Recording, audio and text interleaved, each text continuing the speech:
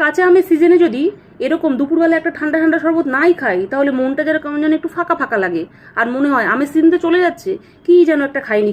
চলুন কাঁচা আম থাকতে থাকতে বানিয়ে ফেলি শরীর আর মন ঠান্ডা করার এক লোভনীয় শরবত। প্রথমে একটা কাঁচা আম নিয়ে ভালো করে খোসা ছাড়িয়ে ছোটো ছোটো করে কেটে নিলাম। এবার একটা পেশাই যন্ত্রে নিয়ে কুচনো আম, একটা কাঁচা ঝাল আর সামান্য পুদিনা পাতা দিয়ে খুব ভালোভাবে ব্লেন্ড করে নিলাম।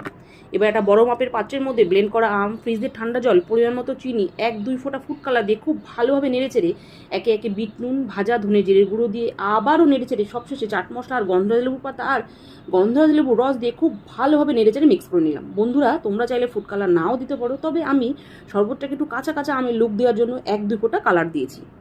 সবশেষে কাঁচা আমের শরবতটাকে ভালো করে মিক্স করে একটা কাচের গ্লাসে ঢেলে ওপর দিয়ে বরফ কুচি দিয়ে পরিবেশন করলেই রেডি কাঁচা আমের শরবত। এবার গরমে দুপুরবেলা বাইরে থেকে এসে এরকম একটা ঠান্ডা ঠান্ডা আমের শরবতে চুমুক দিন। আহ, কি শান্তি! মনে হবে শরীর, মন, পেট সব এক নিমেষেই ঠান্ডা হয়ে গেল।